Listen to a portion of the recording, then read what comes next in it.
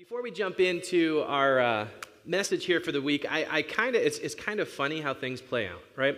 And given the midst since I think Friday at 1 a.m. in the morning, our country has kind of been in a news frenzy of what's going on, and President Trump has COVID, and is he going to get sick? Is he sick? Is he really sick? What's happening?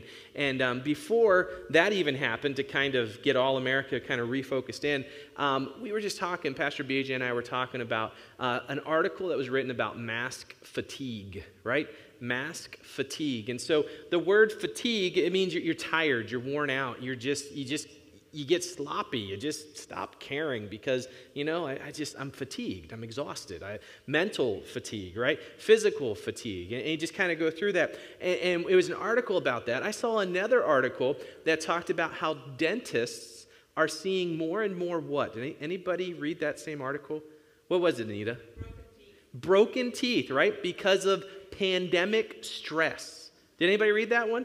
I saw it pop up there. I was like, wow, people are grinding their teeth. People, when your body is stressed, it comes out in various ways, and you don't even know you're doing it, right? And you ever wake up in the morning, your jaw is all sore, and you're clenching, and your teeth hurt, and you're just like, man, what is going on? And dentists are like, wow, we are seeing an increase in cracked teeth because people are going through pandemic stress.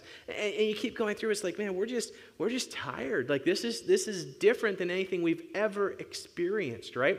And you see other people and they're frustrated. Well, why are they frustrated? Some people are frustrated because what's all happening in this, and in their opinion and their mindset, they're just, nobody thinks like them, and everybody else is wrong, and they don't take things serious, or they take things too serious, and back and forth, and there's a lot of this anger and frustration that can get built up inside of us. And some of us, we're fatigued because there's uncertainty. We don't know what's going on. We're not sure what to do, or which we should do or shouldn't do, or who to believe, or which news source is coming in and telling us what we should.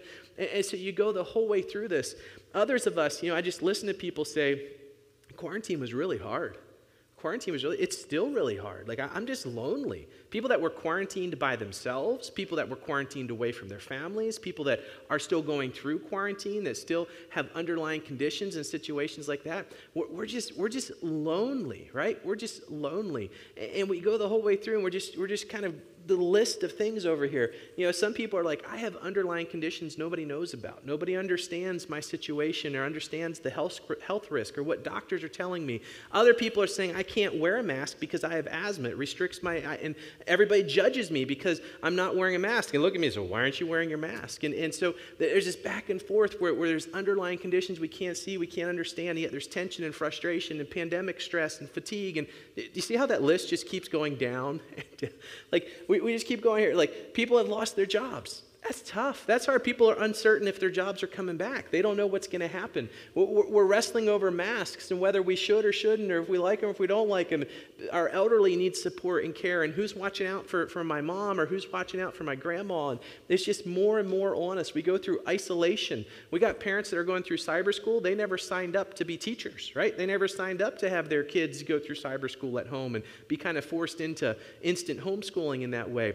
It's stressful. It's hard. These are hard times, right? The fear just kind of comes in. We have strained relationships. There's people who are saying, I feel one way, and my friend feels the other, and we just keep arguing over it. Or I just keep getting these snide comments or these sarcastical little zingers, and it just, what? I'd rather not hang out with them. I'd rather not be with them because we just are in two different arenas, and my relationship's strained and stressed, and we just stop talking. Right? And so we just got to call a timeout before I start the message. In basketball, you call a timeout when the momentum of the game is shifting, right? The winning team messes up a couple times. Momentum shifts. The other team hits 2 or 3 points, big shots, and the crowd's all in it now, and the coach calls a timeout because we just got to breathe.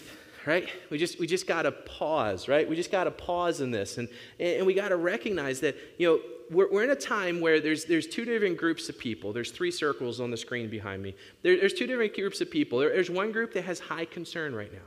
You do. You have high concern, and it's real, and it's there, and it's what you think about, and it consumes you, and you're just going through. It's right there every day. It never goes away.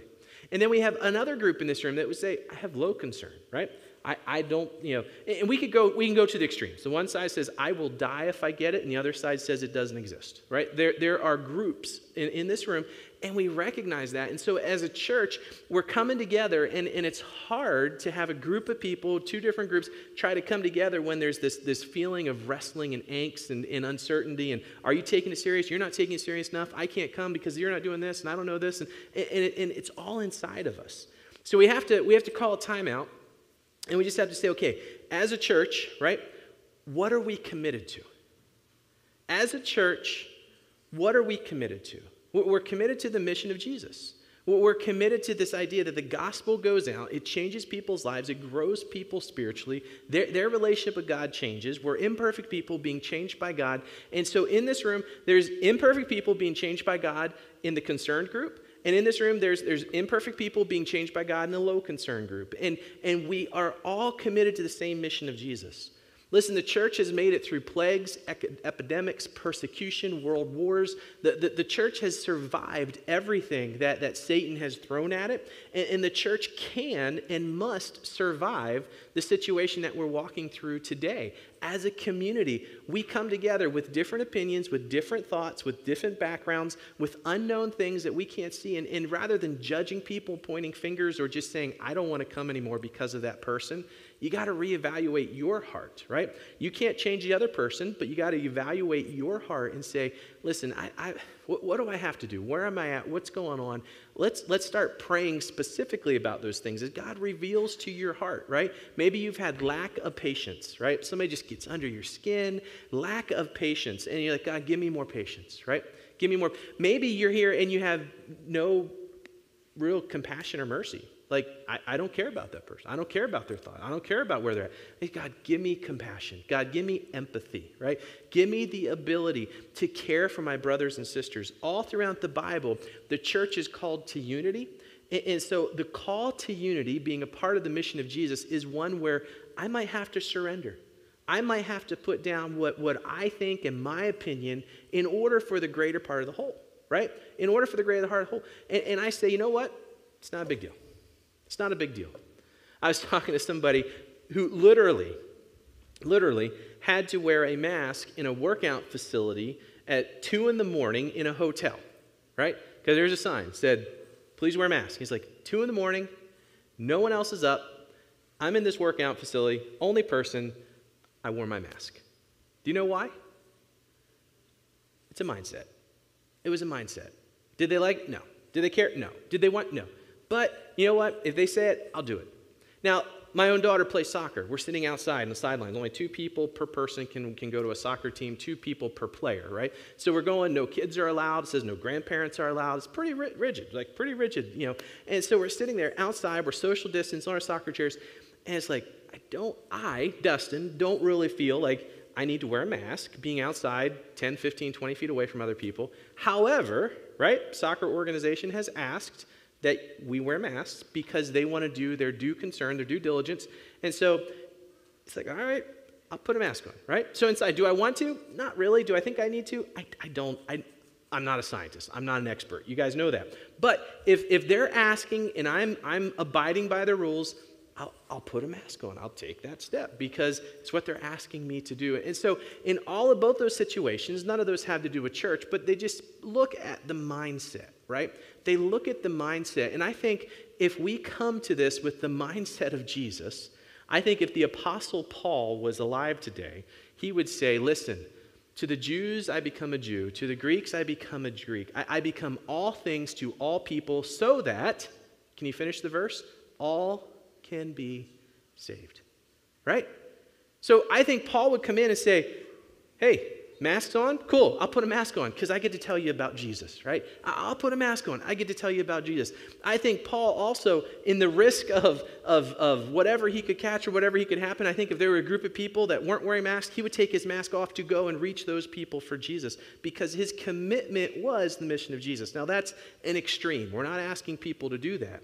We are asking people to try to come together to understand there's all different levels of concern. I must respect the other person's concern.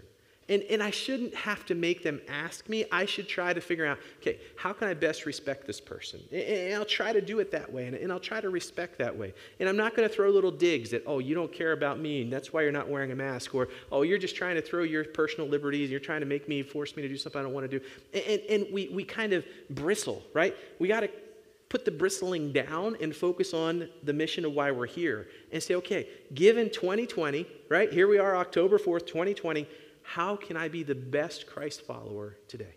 Because that's my ultimate commitment, right? That's my ultimate commitment is to Christ, and it's not changing. So how can I do that?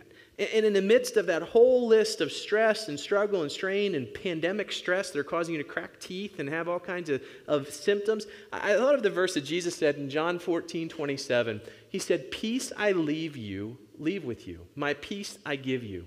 I do not give to you as the world gives. Do not let your hearts be troubled, and do not be afraid." In that verse, there's something that we all need, right?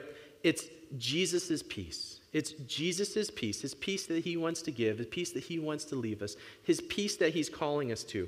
And so I don't know where you're at, but depending on those two circles, how can you try to shift in? Right? How can you try to shift in? I was going to overlap and make it a Venn diagram, and I realized that I don't want to lie because I don't know how we do a Venn diagram when you have some people that are just completely highly concerned or low concerned. How do we shift in? Well, let's just come together to that middle where the mission of Jesus is and say, this is why we're here. This is what matters most. And you know what? As I serve Jesus, he gives me a peace. His peace he gives, he doesn't take, and he doesn't want our hearts to be troubled. There's stress, there's fear, there's uncertainty, there's underlying conditions, there's all kinds of stuff that's coming at us. And we as a church have to claim that promise, stay focused on the mission, and love each other. Love each other. Put each other's needs ahead of our own, and to just try to focus on that, and then re-engage. Let's re-engage in the game. Time out, right? We blow the whistle, we stop the game, we talk about it, and then we go back in.